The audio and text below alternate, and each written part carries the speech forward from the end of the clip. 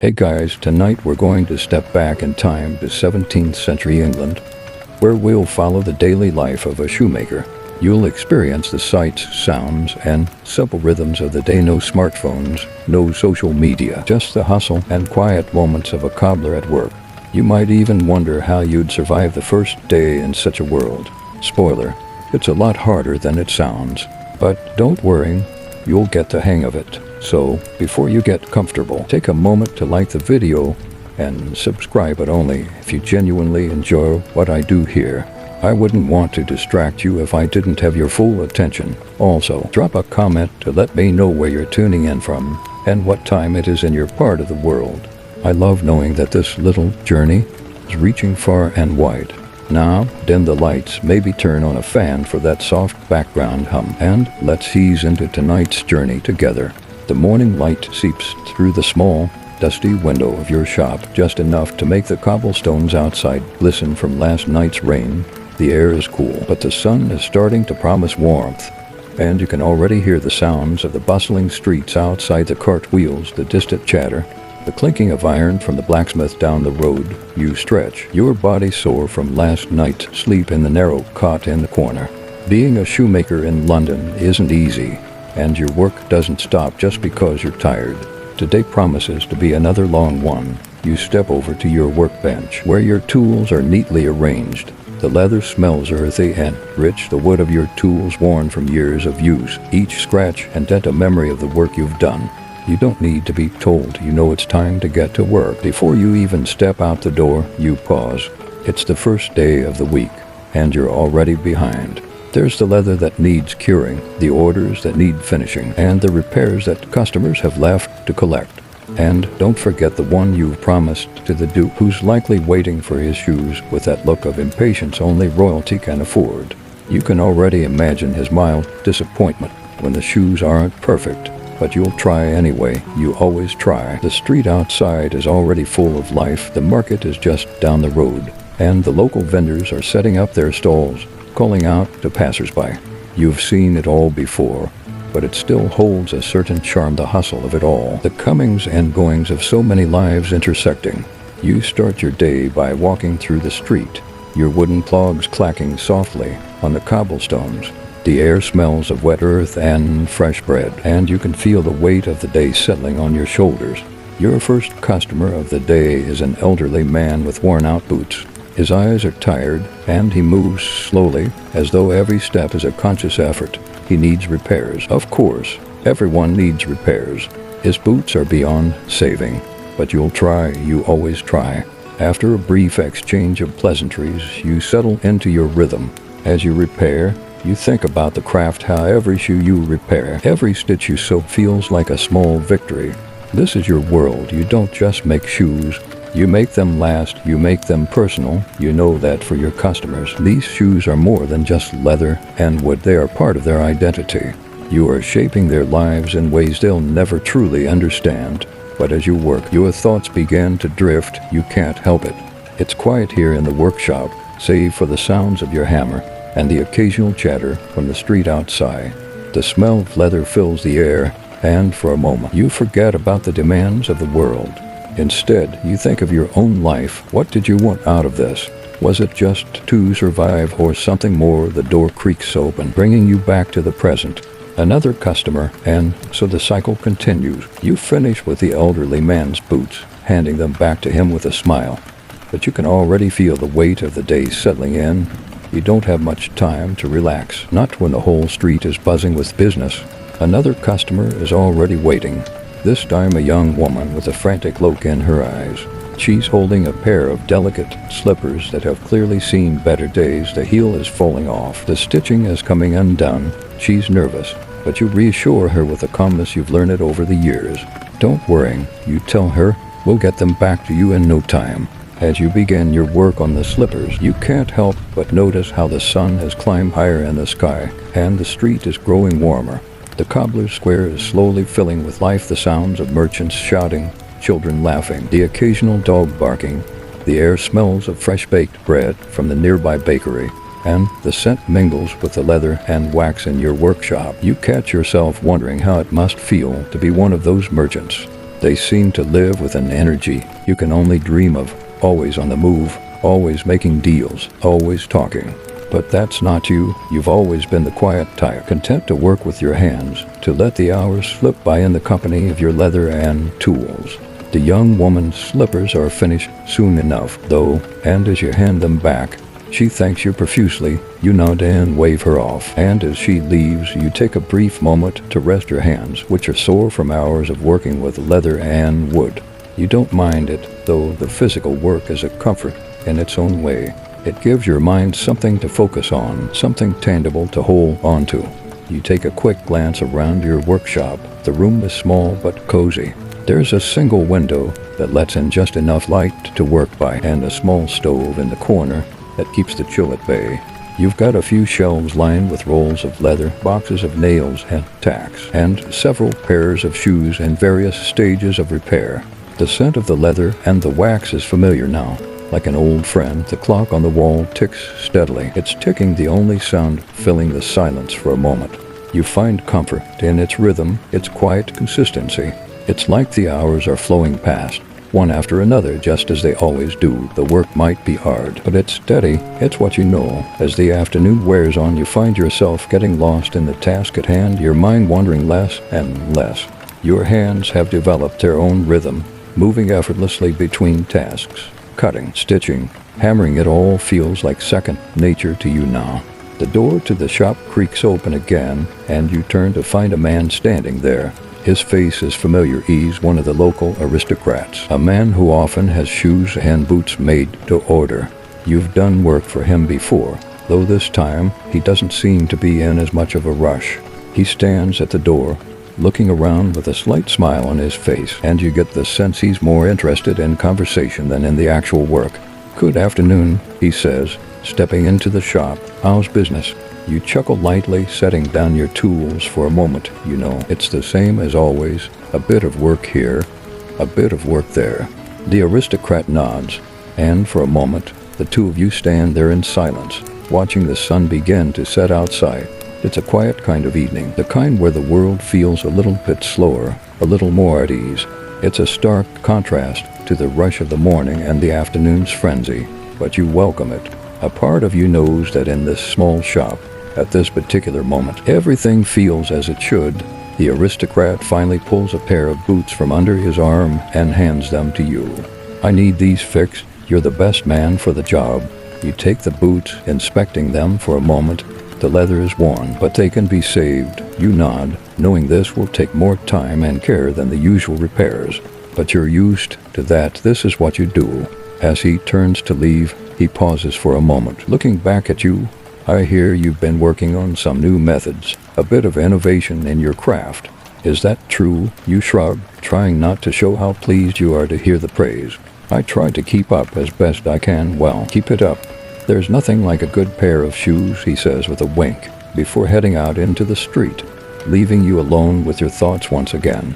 As the evening sets in, the shop grows quieter. The sounds of the street outside have faded into the background, and you're left with the rhythmic thud of your hammer on the leather. The work continues, and the day drifts towards night. But for now, there's something peaceful about the steady flow of it all. The evening has settled in, and the soft glow of the candlelight dances against the walls of your workshop. You sit at your workbench, focused on the boots in front of you. The rhythm of your hands on the leather has become almost meditative. Hammer, stitch, hammer, stitch. The world outside seems to fade as you lose yourself in the task. The quietude of the shop embracing you like a warm blanket. As you work, you can't help but notice how your thoughts have slowed down. There's something calming about this repetitive motion, the constant back and forth between your mind and hands. It's a feeling you've grown to love over the years of rhythm that makes time feel less urgent.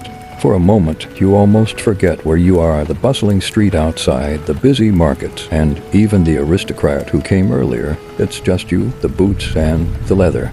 There's a distinct pleasure in this work, something that goes beyond mere practicality. You're not just fixing shoes, you're making them whole again. The leather that's been worn down, the stitching that's coming loose when you're done. It'll be as if they were never broken. This is the essence of your craft, taking something worn and forgotten and giving it new life. Each boot, each pair of shoes you repair tells a story of someone's journey, their footsteps, their life. As you continue, the clock on the wall ticks away the hours. The workshop has grown quieter. The only sounds now are the faint murmur of distant conversations from the street outside and the steady rhythm of your hammer. You glance at the window, noting that the sun has completely set and the world outside is cloaked in darkness. You've lost track of time, as you often do in the quiet moments of your work. But before you get too comfortable, the door creaks open once again. Another customer, perhaps. You turn to find an older woman standing in the doorway. She's dressed in simple clothes, though there's something regal about the way she carries herself. You've seen her around town before, but she's never been inside your shop. "Good evening," she says softly, her voice gentle. "I hope I'm not disturbing you." You offer her a warm smile and gesture toward the empty chair across from you. "Not at all, please. Come in." She steps inside, and her eyes immediately fall on the pair of boots you've been working on. You notice her gaze linger for a moment, a thoughtful look crossing her face. "I hear you're the best cobbler in the city," she says, her tone light but sincere. "I've been meaning to come by for a while." You chuckle, feeling a bit embarrassed by the praise. "I just do what I can." She nods, still looking at the boots. "Your work is much talked about. I've heard that you've been experimenting with new methods, some of the techniques that the new craftsmen are using.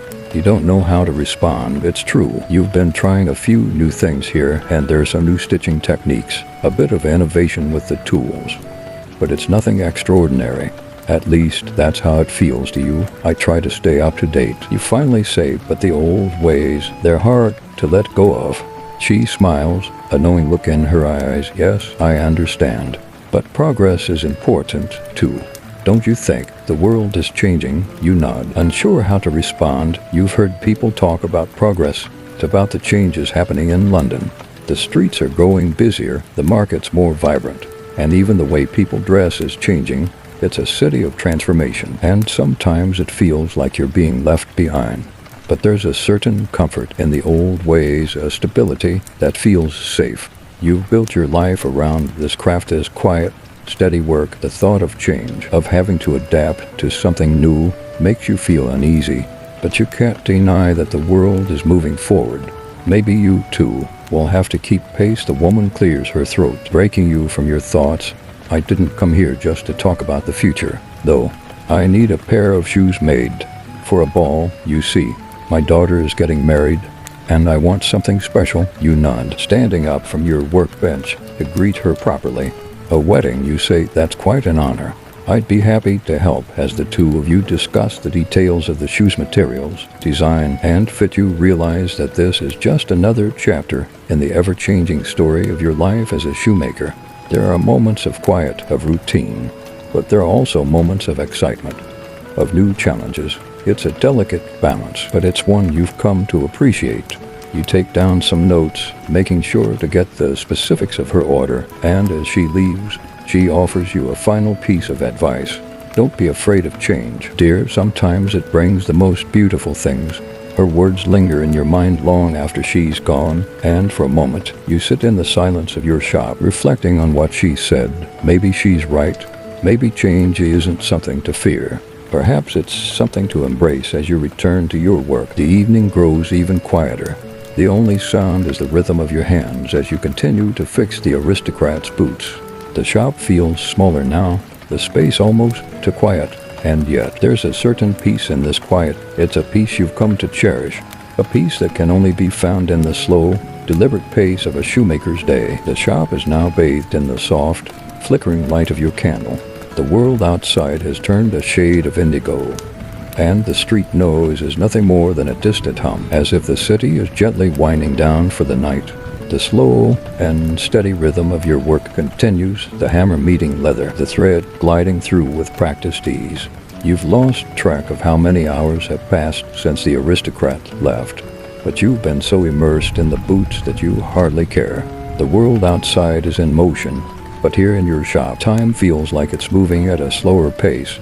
This is your sanctuary, the place where you can lose yourself in the craft, where every stitch tells a story, every pair of shoes represents a small victory. You know that once the boots are finished, there will be more work waiting. There always is.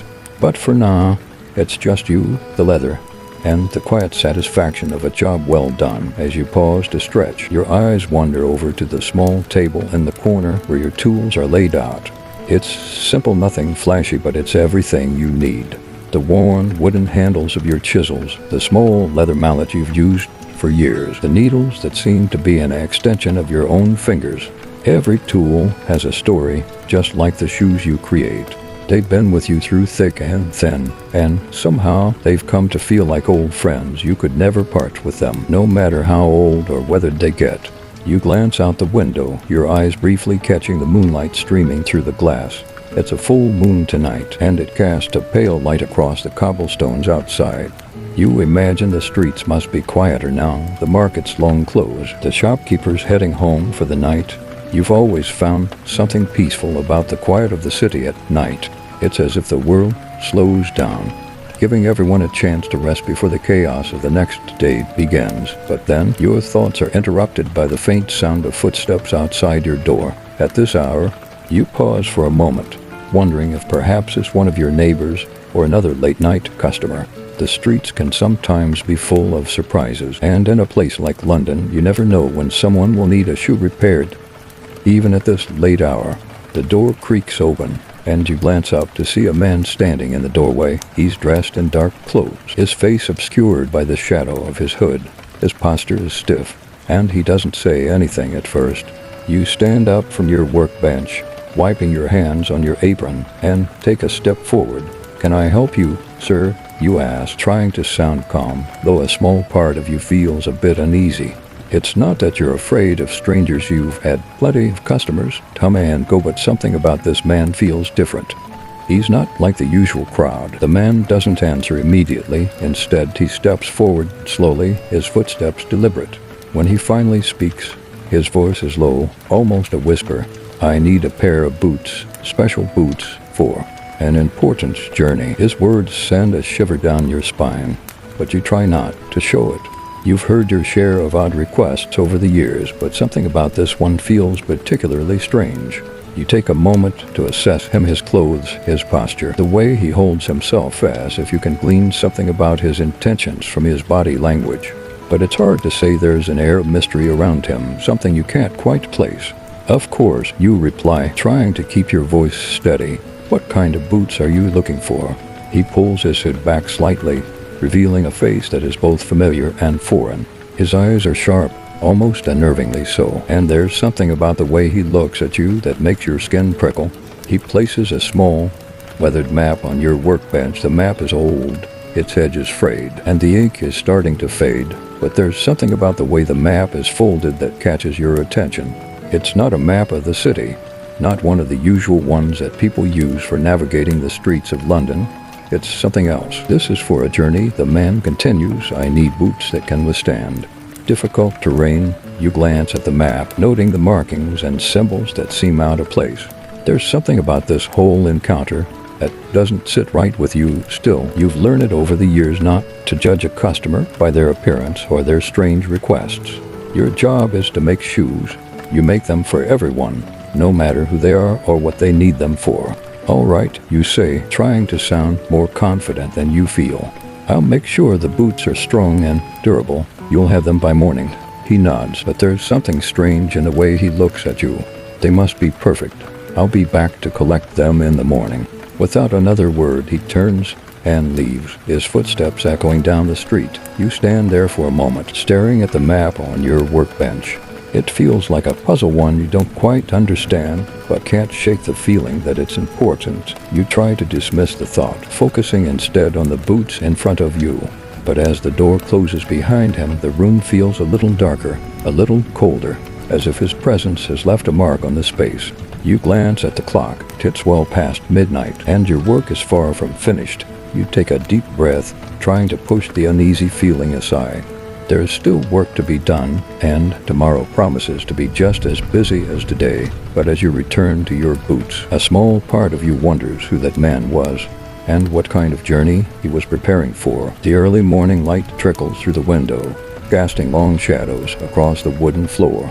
You've been up since dawn, your hands already busy with the new pair of boots you promised the mysterious customer. The leather feels different today, more resistant, as though it holds a secret you haven't yet uncovered. You work with precision, your hands moving in practiced motions as you stitch, hammer, and shape. The rhythmic sound of the leather being worked, thud, thud, thud, seems to echo in the quiet of the shop, steady and unrelenting. Outside, the world is waking up. You hear the faint clink of horse-drawn carts in the distance, the murmur of shopkeepers beginning their daily routines. The usual bustle of London is beginning to return, but inside, here in your little shop, the world feels like it's on pause. Time moves differently in the quiet hours of the morning. Before the city fully comes alive, you glance over at the small wooden chair by the corner, the one where customers often sit while you work. It's empty now, but the memory of the man's visit lingers. You had stayed up late last night, finishing the boots as best as you could, following the cryptic instructions he'd given. The terrain, he said, the boots must withstand it. You couldn't help but wonder what kind of journey he was preparing for. The map he left behind, so unusual, so unfamiliar, had been difficult to decipher. You had looked it over more than once, but there was no clear destination. The markings on it felt ancient, almost out of place in the world you knew. Still, you did your best. The boots are sturdy, the leather thick and durable. You can feel the weight of them, a physical manifestation of the strange task you've been given. You hope it's enough. As the day wears on, you work steadily. There's a quiet satisfaction in the process, a comfort in knowing that you're creating something of value. You've always believed that a good pair of shoes can change a person's life. It might sound dramatic, but you've seen it time and time again. People come in with worn shoes, with holes and rips, with soles so thin they can feel the cobblestones beneath their feet. When you're done, they leave with something that carries them through their day, something that gives them confidence and comfort. But this pair, this particular order, feels different.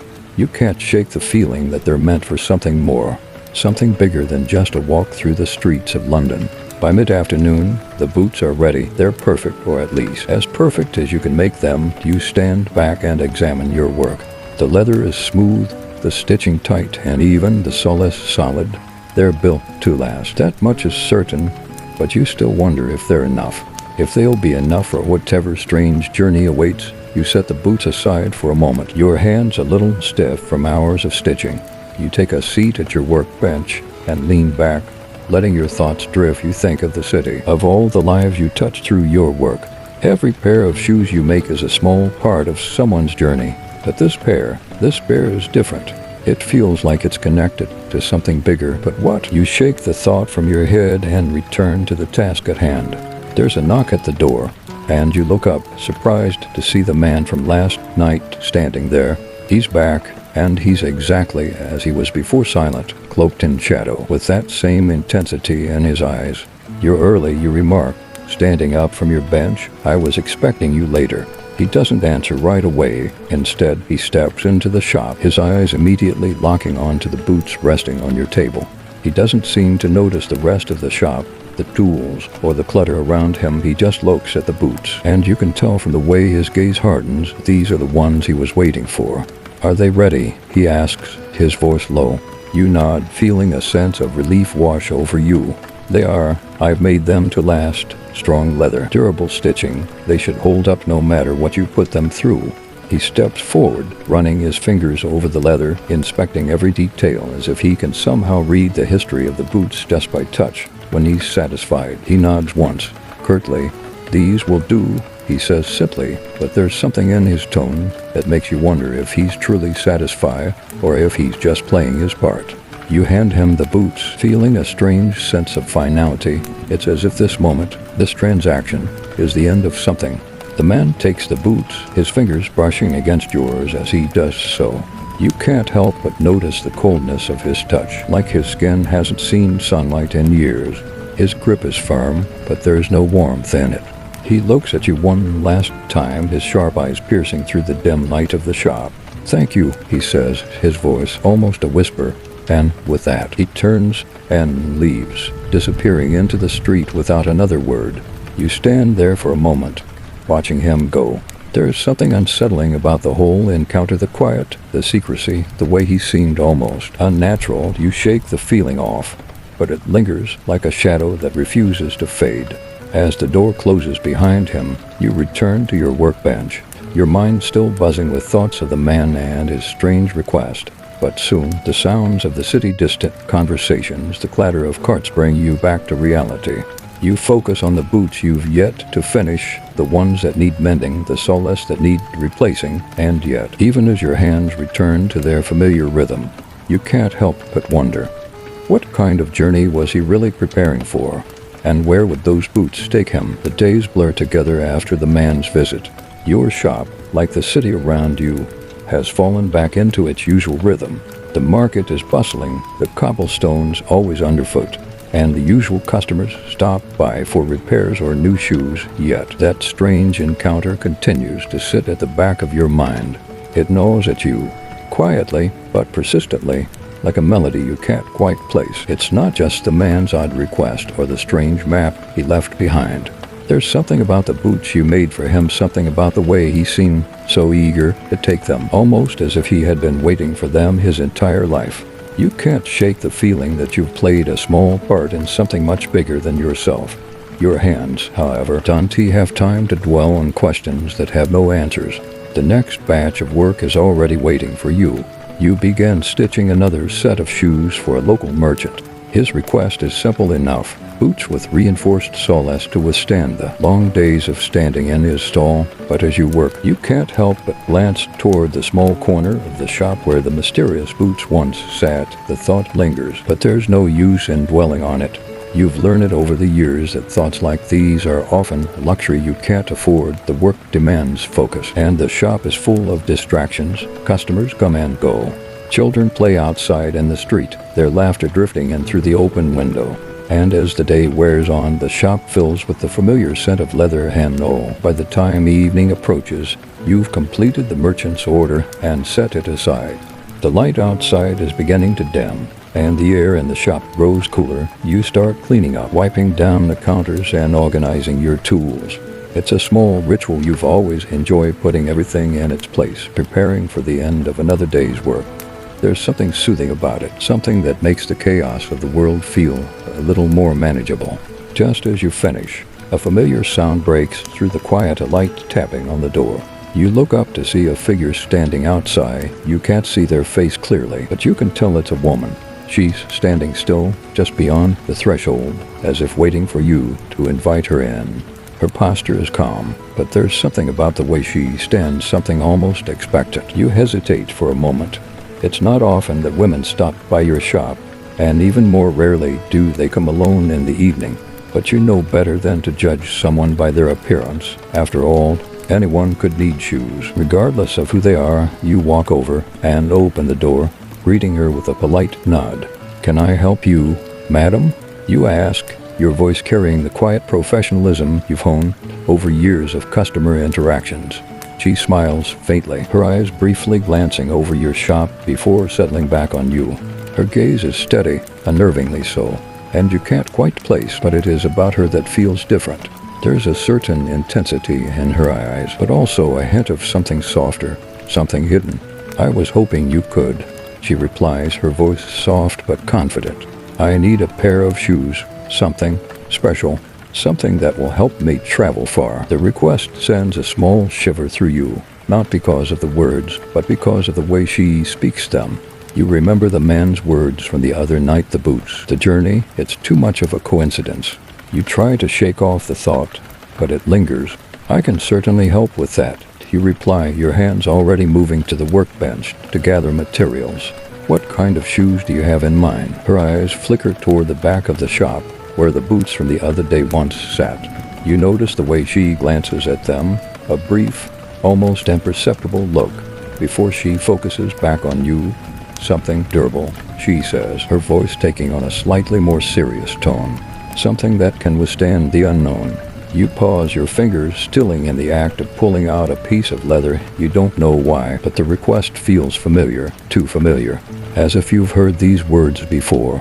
The journey, the unknown. You glance at her again, this time searching her face for any sign that she knows more than she's letting on. But there's nothing there, just calm, measured eyes and an air of quiet determination. "I'll make sure they're strong," you say, trying to focus on the task at hand. "Would you like something in particular, a certain design?" She considers this for a moment, her gaze moving from the workbench to the window, where the last rays of sunlight are fading. "Something simple," she replies, "but something that will last. Something that will carry me through." You nod, the silence between you growing a little thicker, a little more charged. It feels like the world has slowed down, as though everything in the shop, every tool, every piece of leather holds its breath, waiting for something to happen. But then, just as quickly, the moment passes and you return to your work. You begin measuring the leather, cutting it to the right shape. Your hands move with the same precision as always, but this time there's a weight to the action, a sense of urgency you can't quite explain. As you start stitching, your mind drifts back to the man from a few days ago and the strange sense of purpose he had. You can't help but wonder if she's connected to him in some way, if they're part of the same story. When you finally finish, you look up to see her standing by the door, ready to leave. She hasn't spoken much since her initial request, and now she's simply waiting for you to hand over the shoes. You feel an odd sense of completion, as if this too is another small part of a much larger puzzle. You take a step toward her, handing over the finished shoes. "Here you are," you say quietly. "I hope they help you on your journey." She looks at the shoes, her fingers brushing the leather with the same measured calm she's had since she entered. Then, with a brief but genuine smile, she nods. "Thank you," she replies softly. And with that, she leaves, disappearing into the evening with a quiet grace, leaving you standing in the shop, once again wondering about the strange nature of the world you find yourself in. The night is quiet, far quieter than usual. The distant hum of London is just a murmur now, muffled by the stone walls of your little shop. You finish cleaning up, but even as you tidy, there's something in the air, an odd sensation you can't quite place. It's like the silence itself is pressing in on you, thick and heavy. You can't stop thinking about the woman who came in earlier, her calm demeanor, the way she spoke so simply about the journey and the unknown. It's unsettling in a way you can't explain. You put away your tools, each click and scrape echoing too loudly in the stillness. The boots you made for her rest on the workbench.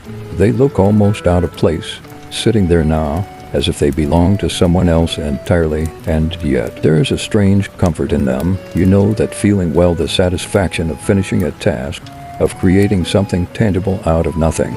But this task, it feels unfinished, somehow. Your mind drifts to the other pair of boots, the ones you made for the man. You had hoped that once they were gone, that strange tension would ease. But it hasn't. The weight of the whole affair is still with you, like a shadow lingering at the edge of your thoughts. You wonder where those boots are now. What journey are they really meant for? And what role did you play in it all? You sit down in your worn wooden chair, rubbing your eyes. It's been a long day, and your body aches from hours of work. Your mind is tired too, swirling with thoughts of the man and the woman, the strange boots, the cryptic words they spoke. It's not like you to dwell on things like this. Usually, a pair of shoes is just a pair of shoes, a simple task. But these pairs, they seem different, almost as if they were never meant to be ordinary at all. The clock ticks on, but the room remains eerily still. You think of the street outside, of the city that never really sleeps. The sounds of carts, the chatter of people, the occasional cry of a bird overhead, it all feels so distant, as though you're in a bubble, separated from the world outside by nothing but the thick walls of your shop. And yet that very isolation is both comforting and suffocating. You find solace in the quiet, in the predictability of your work. But now, there is something unsettling about the silence. It's as if something is waiting for you, something just out of reach, like a secret you can't quite uncover. Your eyes flicker to the window, but the street is empty now. The last of the daylight has vanished, leaving only the soft glow of gas lamps flickering faintly outside. The city feels different at night, less alive, more like a dream. You think of all the people who pass by your shop every day, all the lives you touch, however briefly. Each pair of shoes, a tiny part of their journey. But these last two orders, these strange, mysterious orders, they feel like something more. You shake your head, trying to push the thoughts away. It's late, and you're tired. The boots can wait until tomorrow. You blow out the lantern on your workbench. and the room is bathed in darkness, save for the faint light coming from the street outside. But sleep doesn't come easily. You toss and turn in your bed, unable to shake the unease that has settled over you. You think of the woman, her eyes so calm, and yet there was something in them, something hidden beneath the surface. And the man, with his urgent request and his strange map. What were they both preparing for? What were they really after? Your mind refuses to quiet. It's like a puzzle you can't solve, a mystery you're too close to see clearly. You drift in and out of sleep, restless and uneasy, until finally, just as the first light of dawn begins to creep through the window, you find yourself dozing off into a fitful sleep. The next morning, the routine begins again. The sun is barely up, and already you're back in the shop, preparing for the day's work. The quiet of the night lingers, but there's a certain comfort in the familiar tasks. You find solace in the feel of the leather beneath your fingers, in the rhythm of the needle as it pierces through the material. You're about to start a new pair of shoes for a local fisherman when there's a knock on the door. You're not expecting anyone, but you rise to answer it anyway, feeling the weight of the day's work settling into your bones. When you open the door, you find no one standing there. The street is empty, save for the few scattered people heading to the market. At first, you think it's a mistake, perhaps just the wind, but then you spot something on the doorstep, a small bundle wrapped in plain cloth. You kneel to pick it up, heart suddenly racing. Unwrapping the cloth reveals a new pair of boots, identical to the ones you made for the man and the woman. The leather is the same, the stitching the same, they are unmistakably yours. But this time, there's no note, no map, just the boots. Left at your doorstep, as if dropped by fate itself, you stare at them for a moment, the strange weight of the situation pressing down on you. The world outside is still. The city is just beginning to wake, but here you are, once again caught up in something you can't fully understand. As you hold the boots, a thought crosses your mind. This is no coincidence. It can't be. But what is it, and what part are you meant to play in this strange story? The questions swirl in your mind unanswered, but for now, all you can do is stare at the boots, waiting for the next chapter to unfold. The day stretches out before you, as long and laborious as ever, but there's something different now. The boots on the doorstep remain in the back of your mind, an uninvited guest at the feast of your thoughts. You try to focus, diving into your work as you usually do, but the weight of the mysterious boots won't lift. You set the new boots down beside your workbench, the leather gleaming softly in the morning light that creeps through the window. You think about your first pair of shoes, the ones you made when you first started out. Back then, there were no strange requests, no cryptic messages. You simply made shoes because that was the job. But now the work seems heavier, as if these boots aren't just about protecting feet anymore, they're about something else. You look at the shoes you're crafting for the fisherman. They are simple, sturdy boots, but the craftsmanship feels almost insignificant in comparison. The new boots seem far too important for such a mundane task. Your hands keep moving, though the rhythm of stitching, the feel of the leather, it brings a certain peace, but you can't shake the sense that you've crossed a line, or maybe that a line has crossed you. Who left the boots on your doorstep? Who would go to such lengths to deliver a pair of shoes to you without a word? And why? You push the questions aside. There's no use in worrying about things you can't control. The boots are here now, and you have a job to do. So you focus on the work. The world outside continues as it always has. The market is busy. The city's streets are full of movement, and customers trickle in and out of the shop as they always do.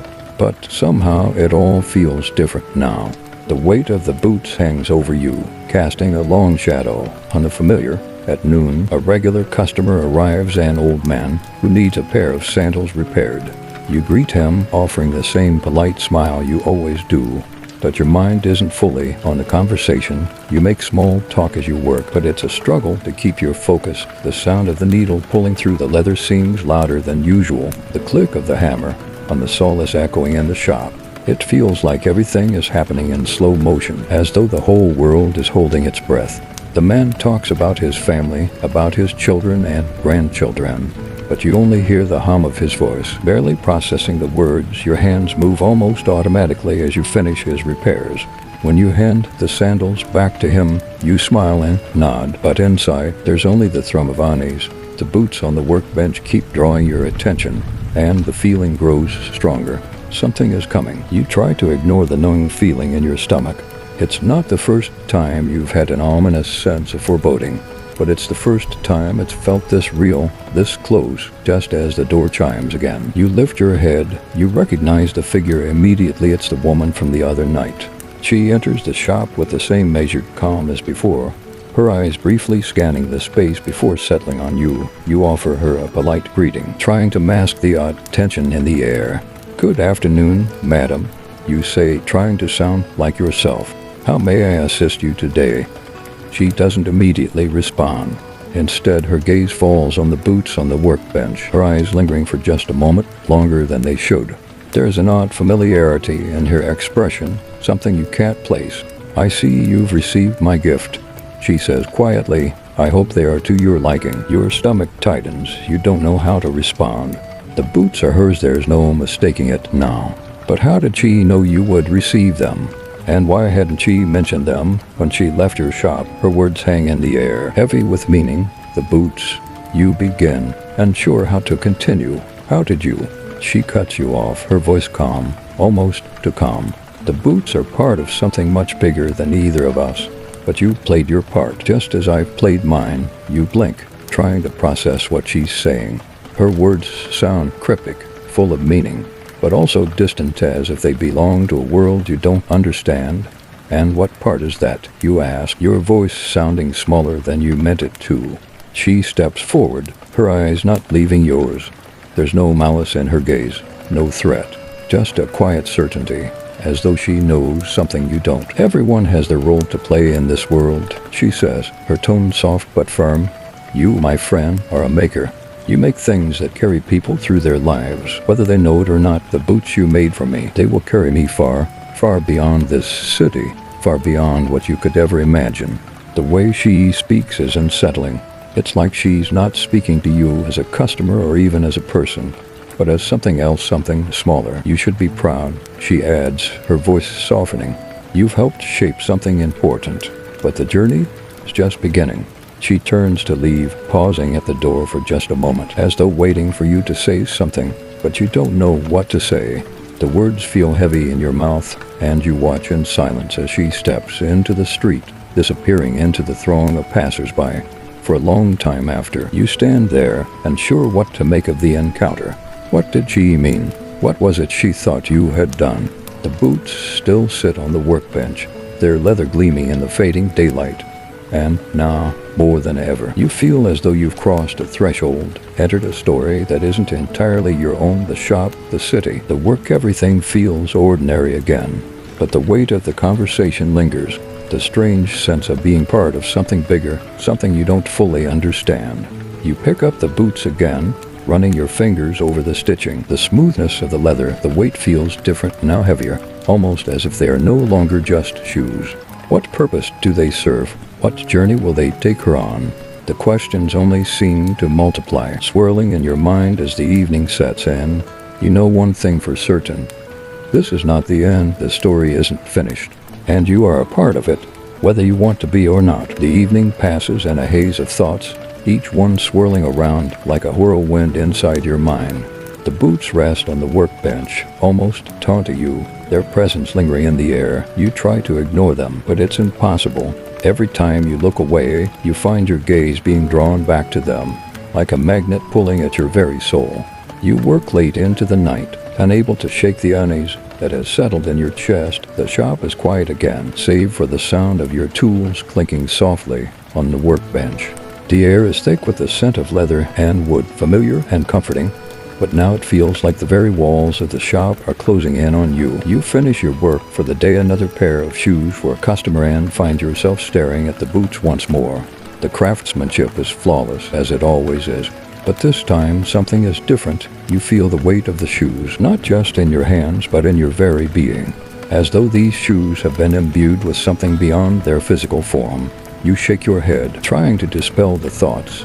There's no use in trying to understand something that doesn't make sense. You're just a shoemaker after all, a simple tradesman, no different from any other, or are you? It's hard to shake the feeling that something has changed. Maybe it was the woman's cryptic words. Maybe it was the strange way the boots appeared on your doorstep. Or maybe it's the way you've felt since finishing them, that deep, unsettling sense that you've become part of something much larger than yourself. The night presses on, and the city outside remains as it always has, full of life and noise. But inside your shop, it's a different story. The quiet is oppressive now, as though the very air is heavy with the weight of unspoken truths. You can't escape it. You decide to close up for the night, locking the door and blowing out the lanterns. The darkness feels thicker than usual, as though the shadows themselves are watching you. You make your way to bed, but sleep doesn't come easily. The boots, the woman, the strange words, they all swirl in your mind, refusing to let go. In the darkness, your thoughts drift. What if there's something more to this? What if the boots were never just boots? What if you were never just a simple shoemaker? You roll over in bed, trying to quiet the noise in your head. But no matter how much you toss and turn, the thoughts keep coming. They gnaw at you, refuse to let you go. It's as though your mind is playing tricks on you, making you believe in things that don't make sense. Eventually, you drift into a restless sleep, filled with strange dreams. You're walking through a vast forest, the trees towering above you, their branches reaching out like skeletal fingers. The path is narrow, and you can't see where it leads. But you keep walking, drawn forward by some unseen force. The sound of footsteps echoes around you. But when you look, no one is there. You keep walking, the forest growing darker with every step. Then, out of the corner of your eye, you see a figure, someone standing just at the edge of the trees. You can't make out their features, but you know it's the woman. She stands silently, watching you. You try to call out to her, but your voice is lost in the wind. You keep walking, the path twisting and turning as if it has a mind of its own. The woman remains just out of reach, always a step ahead, never turning around. You reach out, desperate to catch her, but before you can, you wake up. The room is still dark, the city outside just beginning to stir. You sit up in bed, heart racing, your mind a jumble of disjointed thoughts. What was that dream, and why did it feel so real? You rub your eyes and swing your legs over the side of the bed, trying to shake off the remnants of sleep. But the feeling doesn't go away. The unease, the sense that something is wrong, that something is coming, it's all still there. You get dressed and make your way to the shop, hoping that a day of work will clear your head. But as you enter the small space, the same oppressive feeling settles over you. The boots on the workbench are waiting, their silence almost deafening. The room feels smaller today, as though the walls are closing in around you. You sit down at your bench, trying to focus on the work, but your hands are unsteady, the stitching not as clean as it usually is. Every time you look up, your gaze falls on the boots, and you can feel their pull, like they are calling to you, beckoning you towards something you don't understand. You can't keep pretending that everything is normal. You've felt it for days now, the creeping sense that your life is shifting, that you're no longer just a shoemaker. The boots are a symbol. You realize a symbol of something bigger than yourself, something you don't yet fully comprehend. A knock at the door snaps you out of your thoughts, and you stand up quickly, feeling the tension in your muscles. You weren't expecting anyone, but you open the door anyway. This time, it's not the woman. It's a man, a stranger, dressed in dark, weathered clothing. He doesn't introduce himself. Instead, he simply holds out his hand, revealing a small bundle wrapped in cloth. You take it from him, feeling the weight of it in your hands. You don't need to unwrap it to know what it is. Another pair of boots, identical to the others. Your heart skips a beat. You don't even need to look up to know that the stranger is gone. He's already disappeared into the street, vanishing into the crowds of the city. The boots lie in your hands, and for the first time, you can't ignore the truth any longer. Something has begun, something you can't escape. And the only thing you can do now is follow wherever it leads. The quiet is unbearable. You stand there, holding the boots, these new, identical boots, wondering if you've somehow entered a story that isn't your own. The weight of them feels heavier than before, not in your hands, but in your chest. The pressure builds with every passing second, the room shrinking around you, as though the walls are whispering in a language you don't understand. It's not just the boots, it's the woman. Her cryptic words, the strange man who just appeared and disappeared as if he were a shadow. You can't help but wonder, what have you been pulled into? You look down at the boots in your hands. They are unmistakably the same as the first pair, the same smooth, well-oiled leather, the same sturdy solace, the same delicate yet firm stitching. The only difference now is that you have two pairs, and with them, a growing sense of dread. You don't know how long you stand there, just staring at them. It could be minutes or hours. Time seems to bend in the silence of the shop. Finally, you set the boots down on the workbench, your hands trembling as you do so. Your mind races. You wonder if you should leave the boots untouched. But it's too late for that now, isn't it? You already know they aren't just shoes. There's something more. There's a reason the woman brought them to you. And there's a reason the man delivered another pair today. You move to the back of the shop, needing a moment to collect yourself. The air feels thick, and the sounds of the street outside are muffled, as if the world beyond your shop has become distant. You step into the small room where you keep your personal things: a simple cot, a wooden table, a small chest of drawers. As you sit on the cot, your mind drifts back to the previous night's dream.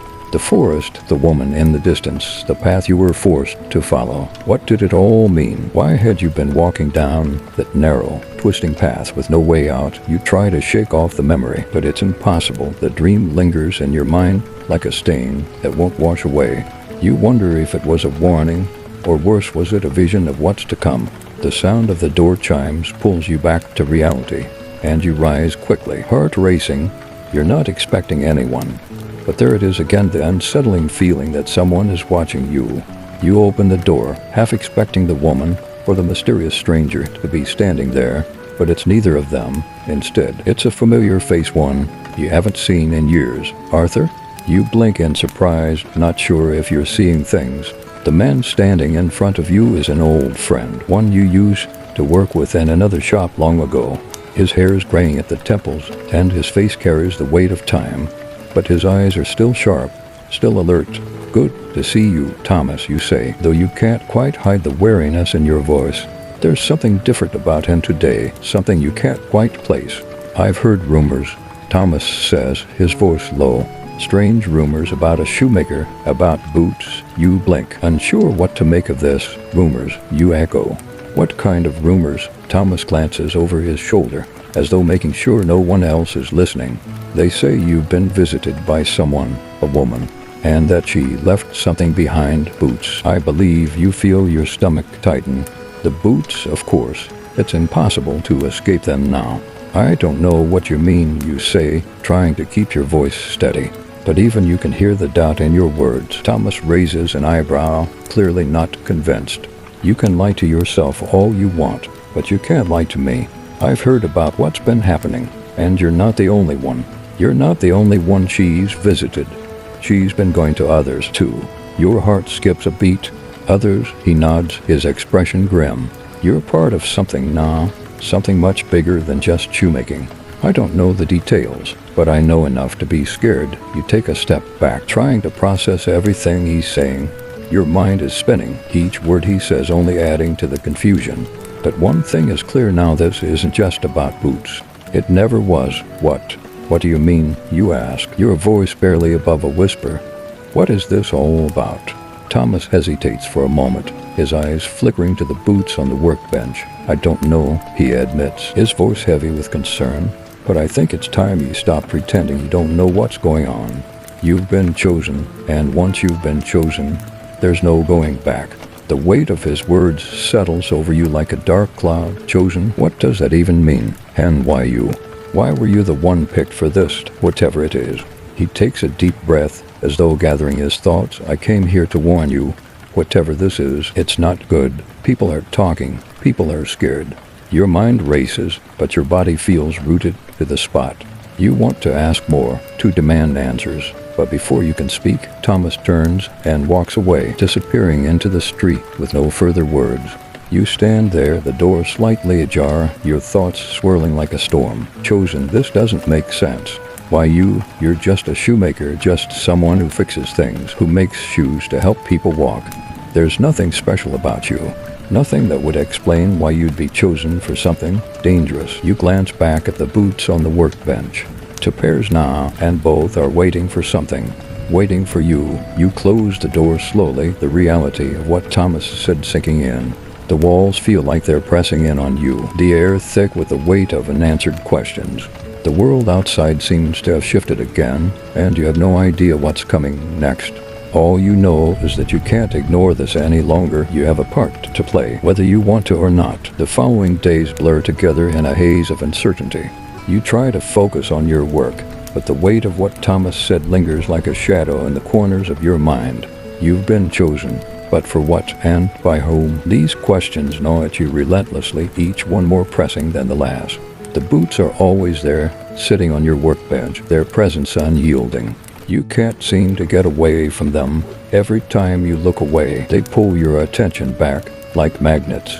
Their polished leather gleams in the dim light of your shop, almost as if they're beckoning you closer, drawing you into something you don't understand. You can't remember the last time you've slept without a lingering sense of dread.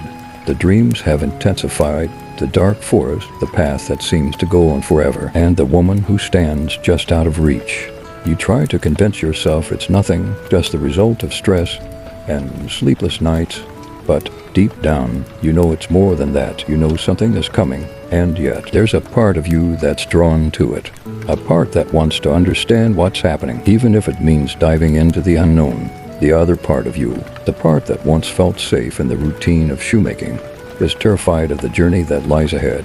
You can keep pretending this is all just a series of strange coincidences. There is something much bigger at play here. You decide to do something you haven't done in a long time. Leave the shop.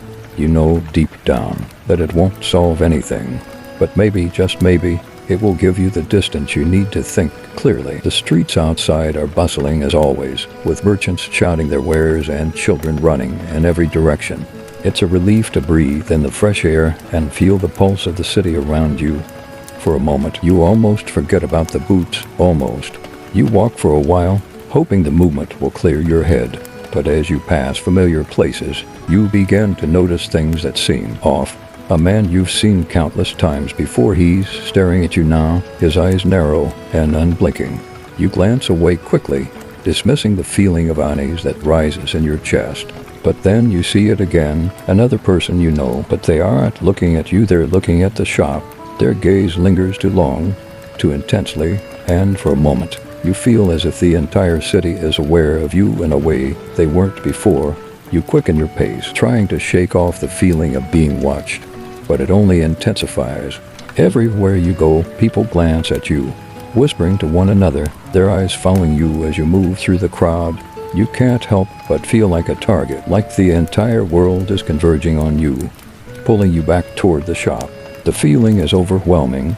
By the time you return to the shop, it's late afternoon, and the shadows stretch long across the floor. You close the door behind you and lock it, as though that small act can shield you from whatever it is that's closing in. But when you turn to face the workbench, you freeze. The boots are gone, both pairs. Your heart skips a beat, and for a moment, you wonder if you've lost your mind. The workbench is empty, save for the tools you've left scattered across it. But no boots, not even a trace. You rush to the door, thinking maybe someone has entered while you were out, but the door is still locked. No one could have come in without you hearing it. You're alone.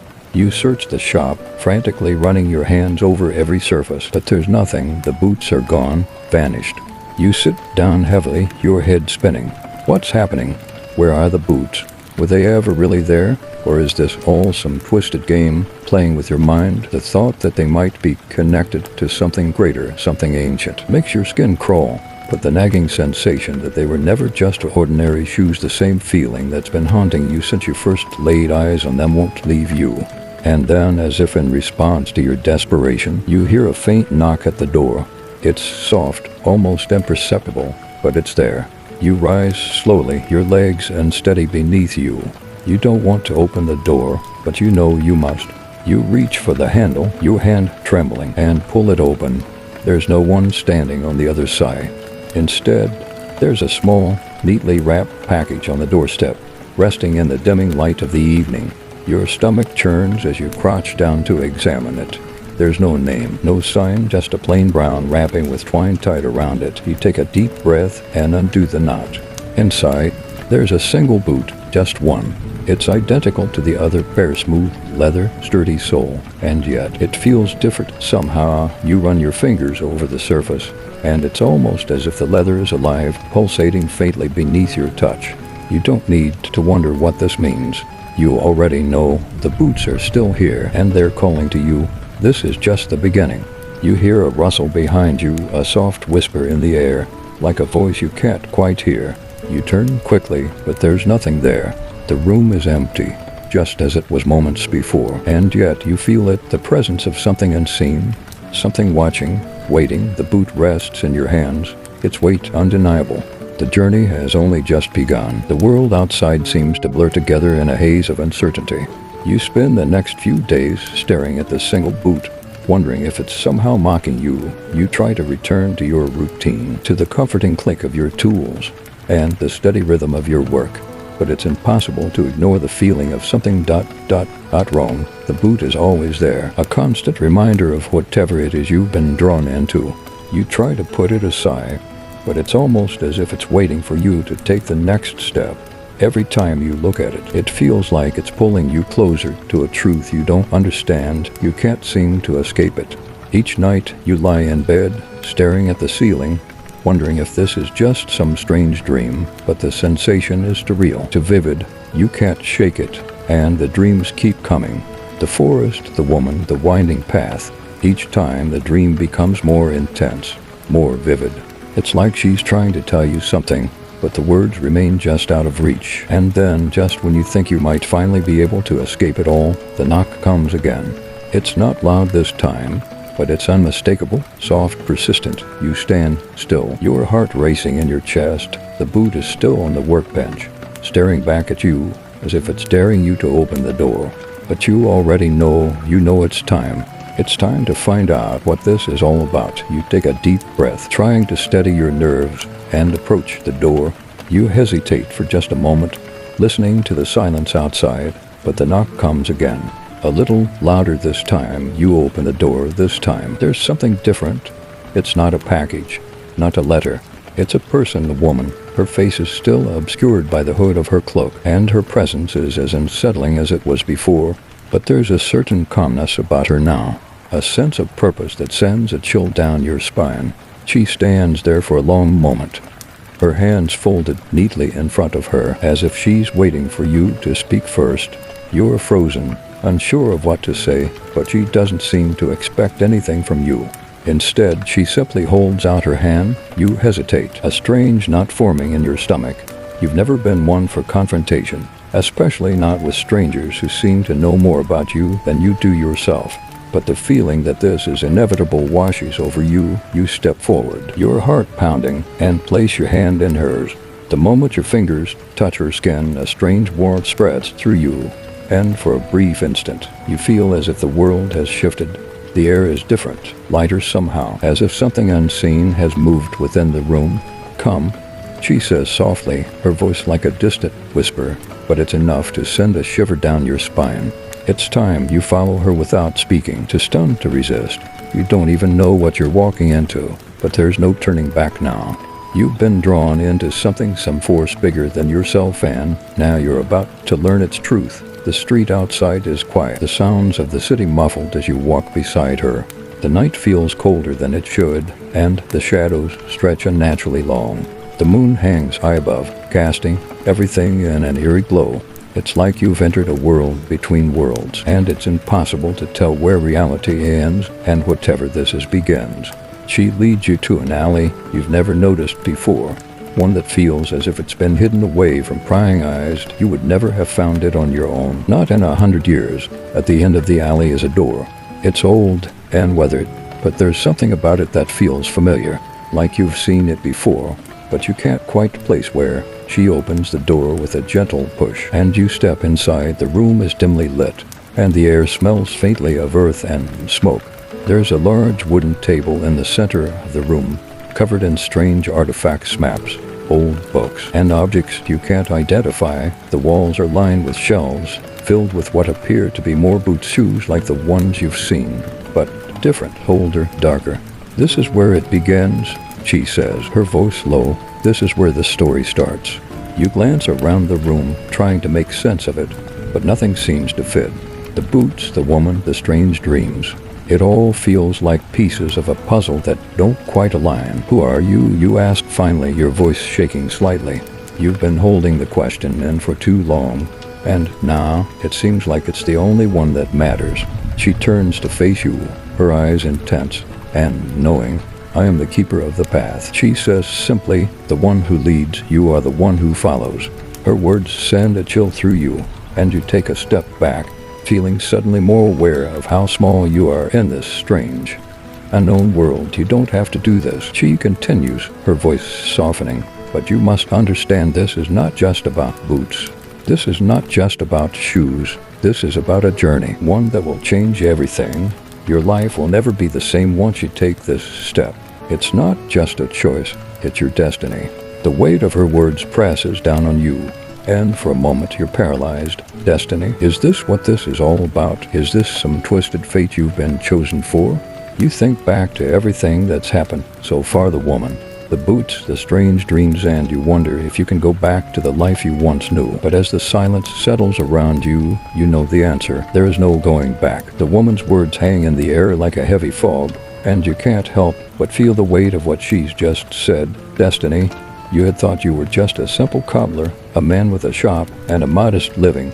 And now you stand here in a room full of mysterious boots and ancient relics, with the promise of something more. Something you didn't ask for, and yet something you can't ignore. Your heart beats faster, and for a moment you're struck by the realization that you may never be the same again.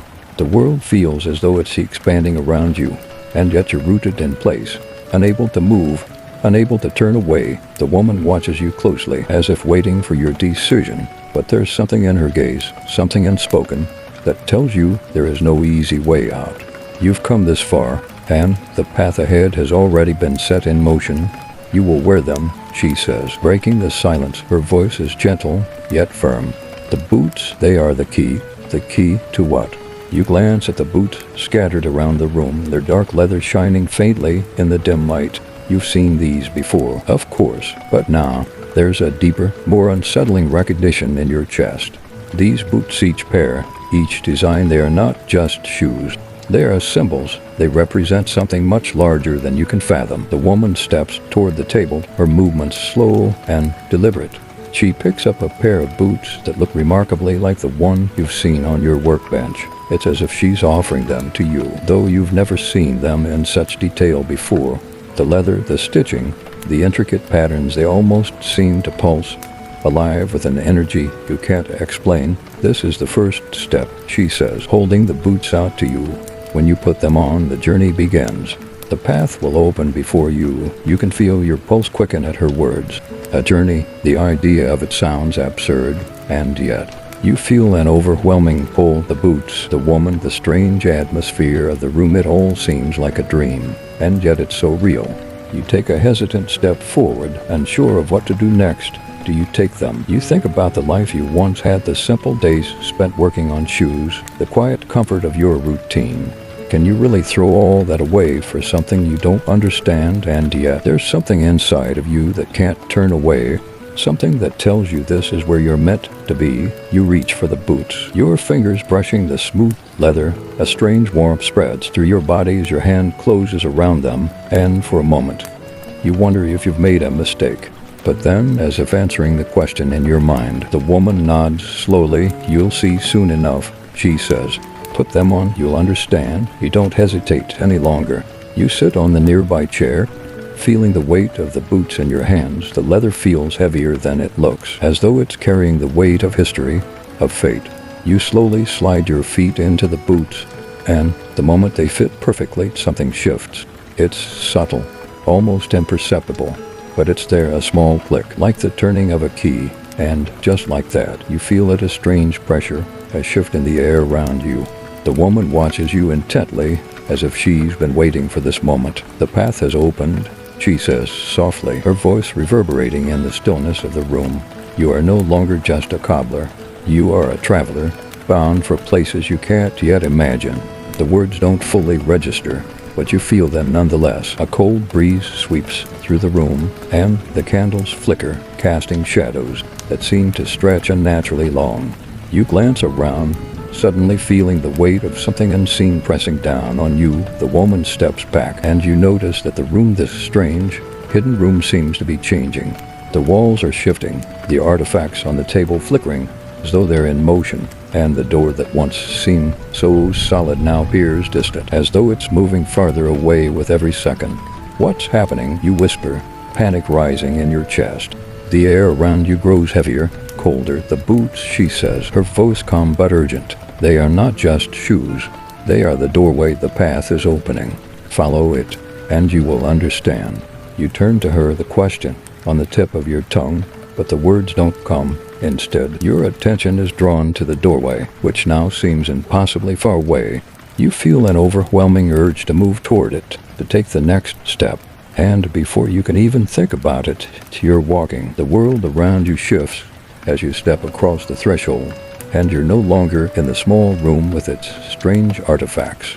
The city street you left behind is gone, replaced by darkened forest, its trees towering high above you, their branches reaching like bony fingers toward the sky. The air smells of earth and damp leaves, and the path beneath your feet is uneven, the dirt soft and cool. This isn't the world you know. This isn't London. It's something else, something ancient, something forgotten. You look down at the boots, and it's as if they're guiding you, pulling you forward, step by step. The forest is quiet, the only sound being the crunch of your footsteps on the path, the wind whispering through the trees. You feel the weight of the journey settle on your shoulders, and for the first time, you know that there's no going back. You've crossed into another world, and there's no telling what lies ahead. But one thing is certain. This is just the beginning. The path before you seems endless, winding through the dark forest that feels both unfamiliar and strangely welcoming. Each step in the boots feels deliberate, as though the shoes themselves are guiding you. You walk with a sense of purpose you've never known before, like a river moving toward its inevitable destination. The trees stretch high above you, their dense canopy filtering the moonlight, casting strange, twisted shadows on the ground. You notice the faintest sounds, too soft to catch, but unmistakably present whispers that seem to come from the wind, from the rustling leaves. It's as if the forest itself is alive, speaking in a language you don't understand, but somehow it feels like you're meant to listen. You keep walking. With every step, the air grows thicker, colder, and more charged with a sense of mystery. You feel like you're being pulled deeper into something you can't see, something bigger than you, something ancient. The world around you has shifted so completely that it no longer feels like a dream, but a strange, waking reality you can't escape. Suddenly, you see something ahead, an opening in the trees. The path leads to a clearing, and you instinctively feel the need to approach. The closer you get, the more you sense something waiting there. Not a person, but an energy, something that feels both ancient and urgent. You stop just at the edge of the clearing, and in the stillness, you can hear your own breath, your heart beating in your chest. In the center of the clearing stands an old stone structure, weathered by time, but unmistakably a monument of some kind.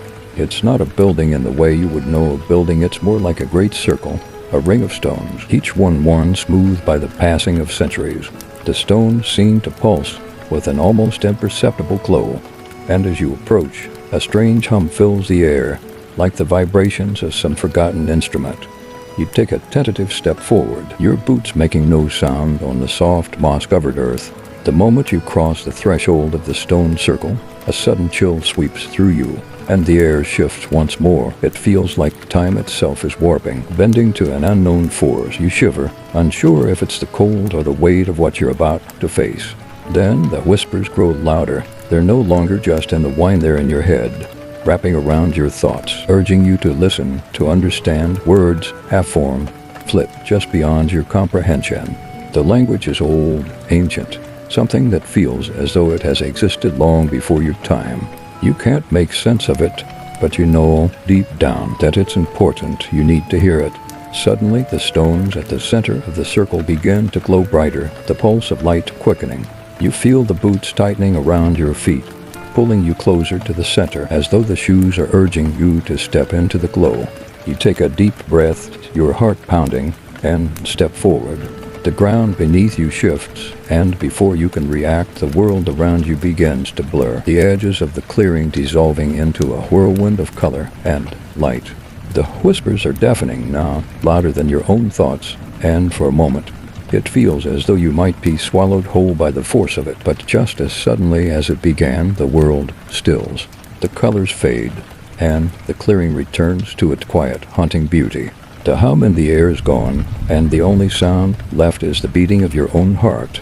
But something has changed. The boots, once heavy, now feel lighter than air, almost. You look down at your feet, and in that moment, you realize the boots are no longer just boots. They are part of you, an extension of your body, and you know with a sudden clarity that they are connected to the very fabric of this place, this world you've stepped into. You look around, and the clearing now feels different. There's a new presence here, an ancient, watchful feeling, like the forest is alive, aware of your every movement. From the shadows of the trees, a figure emerges tall, draped in a dark cloak, their face hidden by the hood. You freeze, your heart hammering in your chest. You can't see their face, but there's no mistaking the authority in their presence. They don't walk. They glide toward you, their feet not even touching the ground. The figure stops just outside the circle. Their voice, when they speak, is both far away and right beside you, as if coming from the depths of the earth itself. You've come. The voice is like thunder, yet impossibly soft. The words vibrate through your very bones. You don't know how to respond, and honestly, you don't think you even have the words. Everything you thought you knew has shattered in this moment, and you're left with nothing but the overwhelming sensation that this is all happening for a reason. The figure waits, patient, their presence all-encompassing. It's almost as if they're waiting for something from you, something unspoken. The silence stretches between you both, suffocating as you struggle to find your voice. You want to ask what's happening, what it all means, but you don't know where to begin. You wonder if this is the point where everything becomes clear, where the path reveals itself in its entirety, or perhaps, like a dream, you'll wake up tomorrow and find that none of it ever happened.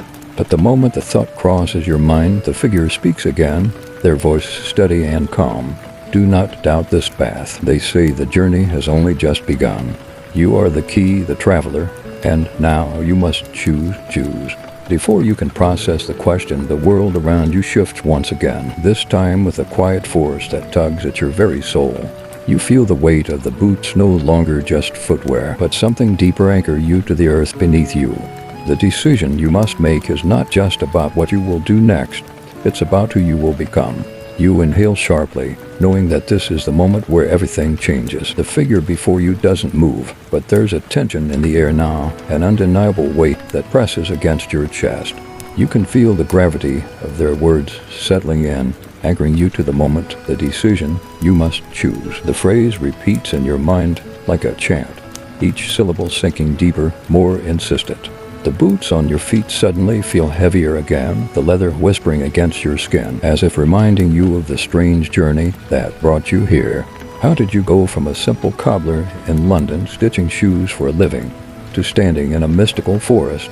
Caught between worlds, you glance at the figure, whose cloak sways gently as though moved by an unseen breeze.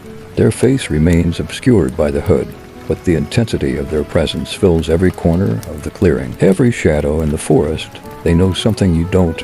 They understand what you're about to face. And yet they leave it up to you to choose. The silence stretches for what feels like hours. You could run, could try to return to the world you know, the quiet, predictable life you once had. But deep down, you know it's no longer possible. The boots, the whispers, the path, it's all connected, and it's calling you forward. You've already stepped into this world, and there's no going back. You take a deep breath, grounding yourself, focusing on the sensation of the boots beneath your feet.